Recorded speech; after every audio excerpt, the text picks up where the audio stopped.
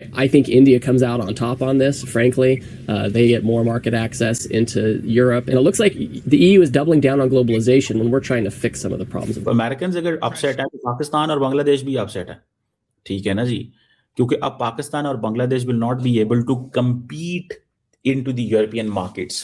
हम देख रहे थे कि यह ट्रेड डील साइन हुआ है एक यूरोपियन यूनियन के साथ, लेकिन एक बहुत बड़ा बास्केट केस था जिसको बोलते हैं रबिश केस, वैसे तो बांग्लादेश नाम का, उसको कैसे सीधा किया है, चेकमेट दिया है हमने बांग्लादेश को। और ये जो बोलते हैं अपने आपको बंगाल टाइगर, उसको पिंजरे में बंद करने का हमने एक काम कर दिया। Advised Bangladesh able to export $30 billion worth of textiles, and India is such a small player because Bangladesh, being a least developed country, LDC, had zero duty access, and they were able to capture 30 billion out of the $250 billion market of European Union in textiles alone. Now we see before our eyes a potential to grow from 7 billion to at least 30, 35, 40 billion very quickly. यहीं से अंदाजा लगा लें तो basically तो Trump administration जो है दे were thinking कि हमें जरा इनको सबक सिखाना है, लेकिन वो उल्टी गेम पड़ गई है, मुझे तो कम से कम ये लग रहा है। जो ढाका है, they are now going to find out कि अब वो जिसको बोलते सांस लेना भी वो अफोर्ड नहीं कर सकते। को यहाँ पर जैसे उसके ट्रेड रिप्रेजेंटेटिव ने बोला, एक बड़ा क्लियर यहाँ पर एक विक्ट्री मिली है, कनाडा को इसके साथ ऊपर जोड़ लो। So the meltdown is actually real. There is एक तरफ अभी भारत में इंडिया और यूरोपियन यूनियन के एफटीए को लेके ऑप्टिमिज्म चल रहा था, अभी दोस्तों ऑलरेडी कनाडा भी लाइन में लग चुका है। अब अगर 7 से 30-40 अरब डॉलर पे हम चले जाएंगे, बांग्लादेश तो वैसे ही फाइनेंशियली नुकसान में चले जाना है, बांग्लादेश ने तो पहले वैसे ही नुकसान में चले। नमस्कार दोस्तों, जय Hind. Bharat EU trade deal के बाद अब खुद अमेरिका भी मान रहा है कि ये भारत की बहुत बड़ी जीत है। साथ ही यूएसए का रोना फिर से शुरू हो गया है कि ईयू ने हमारे साथ डबल गेम खेला है। वही इस डील से अब बांग्लादेश को बहुत बड़ा झटका मिला है और उसकी एकलौती टेक्सटाइल इंडस्ट्री इस डील के बाद बर्बाद होती दिख रही है। दरअसल कॉमर्स मिनिस्टर पीयूष गोयल ने मंगलवार को कहा है कि भारतीय यूरोप संघ के फ्री ट्रेड एग्रीमेंट से अकेले कपड़ा क्षेत्र में लगभग भारत को 30 से 40 बिलियन डॉलर का फायदा होने वाला है और साथ ही 7 मिलियन रोजगार इससे क्रिएट होने वाले हैं। उन्होंने आगे कहा है कि ये एग्रीमेंट भारत को यूरोपियाई संघ के 250 अरब डॉलर के कपड़े बाजार में अपने एक्सपोर्ट्स को बढ़ाएगा, जहां बांग्लादेश वर्तमान में 30 अरब डॉलर के एक्सपोर्ट अभी ईयू में करता है जीरो ड्यूटी की वजह से। वही भारत का इसमें सिर्फ 7 बिलियन डॉलर का हिस्सा था। गोयल ने इस सौदे की क्षमता का संकेत देते हुए कहा है कि ये आने वाले वर्षों में 40 अरब डॉलर तक पहुंच जाएगा। भारत में एग्रीकल्चर के बाद कपड़ा क्षेत्र रोजगार का दूसरा सबसे बड़ा स्रोत है। तो इस वक्त एक ही बात चल रही है कि इंडिया को जो डील मिली है यूरोप के साथ, अमेरिकन भी इसको सोच रहे हैं कि ये जो मदर ऑफ ऑल डील्स है ये क्या है और इसमें हुआ क्या है बेसिकली।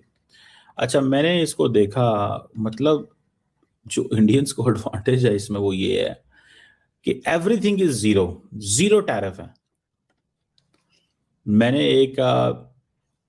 मैंने प्रोडक्ट्स देखी, फॉर एग्जांपल मरीन प्रोडक्ट के ऊपर इंडिया को 26% था टैरिफ, जीरो।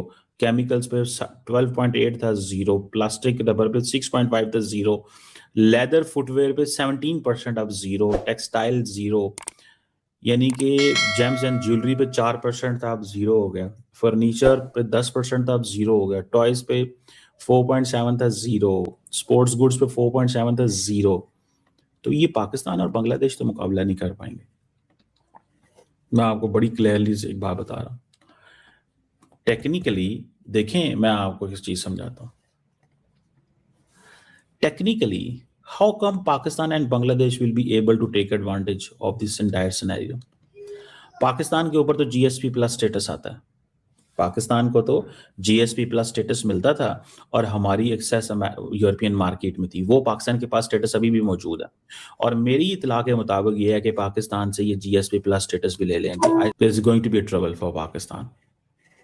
तो अमेरिकन अगर अपसेट है तो पाकिस्तान और बांग्लादेश भी अपसेट है, ठीक है ना जी, क्योंकि अब पाकिस्तान और Bangladesh will not be able to compete into the European markets. ये फ्री ट्रेड एग्रीमेंट हमारे साथ तो नहीं है, तो इंडियन बिजनेसमैन एक्सपोर्ट करेगा ना। हमें तो वो कहते थे ठीक है तुम्हारी दहशतगर्दी के लात की वजह से ये सारा कुछ हो रहा है, तो ये जरा सुने इनको। ये अमेरिकन क्या कह रहे हैं अब जो है, हम बात कर रहे हैं डीग्लोबलाइजेशन की। हम बात कर रहे हैं डी ग्लोबलाइजेशन की, वो ग्लोबलाइजेशन की बात कर रहे हैं। ईयू को बहुत ज्यादा एडवांटेज हो गया, इंडिया को बहुत ज्यादा एडवांटेज हो गया। ठीक है जी। अब 96 to 7% जो India EU exports to India है खत्म, उसके ऊपर कोई टैरिफ्स नहीं है। इंडिया की भी 97% जो टैरिफ लाइन है वो खत्म। अब मुझे सिर्फ आप इतना बता दें, just tell me this one big thing, आप सिर्फ मुझसे इतना बता दें कि how come this is going to be like this is going to take advantage. ये एडवांटेज किस तरह इंडिया के, ये बहुत बड़ा एडवांटेज होने वाला है। और बांग्लादेश की जो मार्केट है ये इंडिया क्रैश कर देगा। तो यहां से अंदाजा लगाएं आप कि किस पैमाने के ऊपर ये सब कुछ होने जा रहा है। यानी कि वो ये कह रहा है, बांग्लादेश जो है वो, आप पहले कहते अगर $250 अरब की मार्केट है यूरोप की टेक्सटाइल की फॉर एग्जांपल, वो कह रहा है इंडिया बांग्लादेश अकेला $30 अरब ले जाता था। ठीक है जी, अब हम वो ले जाएंगे। अब वो कह रहा है 7 से 30-40 अरब डॉलर पे हम चले जाएंगे। बांग्लादेश तो वैसे ही फाइनेंशियली नुकसान में चले जाना है। ये है पॉइंट। इंडिया को एडवांटेज ये है कि इंडिया अपनी ये डीग्लोबलाइजेशन को लेके अमेरिकन कंसर्न है, इंडियंस कह रहे हैं कि भाई हम तो अपना काम करेंगे। यानी कि जो चीज इंडिया से बनेगी वो इंडिया को देंगे ये टैक्स, उसके बाद ये क्या करेंगे, शिप पर डालेंगे या जहाज पे जाएगा और उस पर क्या होगा, फ्रेट चार्जेस पड़ेंगे। और फ्रेट चार्जेस के बाद वो सीधा जाके लैंड कर जाएंगे फ्रांस में, बेल्जियम में, डेनमार्क में, उसके बाद आपका पोर्चुगल में, स्पेन में।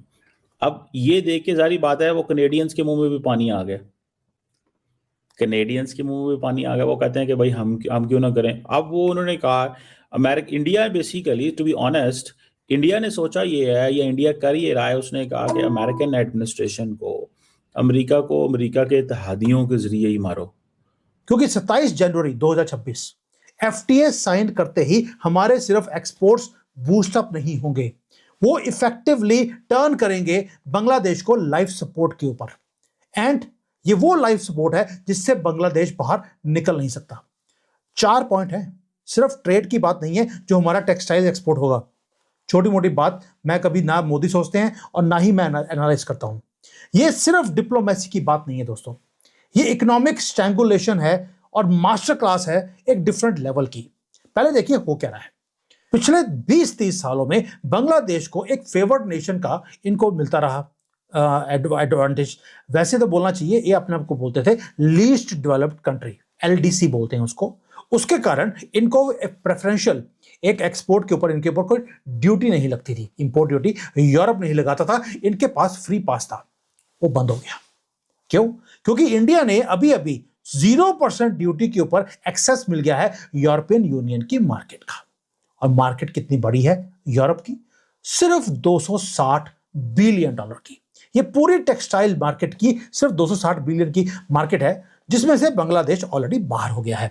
मिलें बंद कर दी ताकि अगर ऑर्डर आएगा बनाओगे कैसे? बिजली तो लूल है तुम्हारी, लुल्ला से मंगवा लो। दूसरा रिजल्ट ये है कि अब जो 12% प्राइस का जो एडवांटेज इनको मिलता था, क्योंकि हमारे ऊपर ड्यूटी थी 12% की, इनके ऊपर थी 0%। वो जो डिसएडवांटेज पे हम काम कर रहे थे वो डिसएडवांटेज खत्म कर दिया, ऊपर से बिजली लूल कर दी इनकी। 2 काम हो गए। अब यूरोपियन बायर्स को दिखता है कि हो क्या रहा है, उन्होंने बांग्लादेश के अंदर ऑर्डर्स को ऑलरेडी कैंसिल करना शुरू कर दिया है और शिफ्ट कर दिया भारत में। और लुधियाना से आता हूं मैं, लुधियाना वाले बल्ले बल्ले कर रहे हैं। इन्होंने ऑलरेडी एक्सपेंशंस की प्लानिंग शुरू कर दी है लुधियाना वालों ने। पहले रशिया को सप्लाई करते थे, यूरोप को भी सप्लाई करते थे लुधियाना के लोग, बट जैसे ही ये प्रेफरेंशियल डिफरेंस आया तो बड़े बड़े कंपनीज जैसे नाहर है और है वो बंद होनी शुरू हो गई, जो जीन्स का काम करते थे।